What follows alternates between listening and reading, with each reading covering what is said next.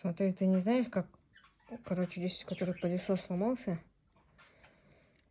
я так предполагаю, что он вот здесь вот сломался. Там от этих штук внутри проходит провод.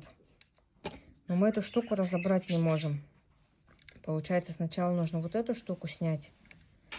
Она тут, получается, видишь, на заклепках. Вот у нас с двух сторон заклепки. Вот здесь и вот здесь вот. То есть ее снять. Вот она отделяется. Она должна, ну, вот так вот, в ту сторону сниматься. А из-за того, что она вставляется и потом в заклепки одевается, она, получается, не снимается. Не знаешь, как вот эти вот заклепки можно снять?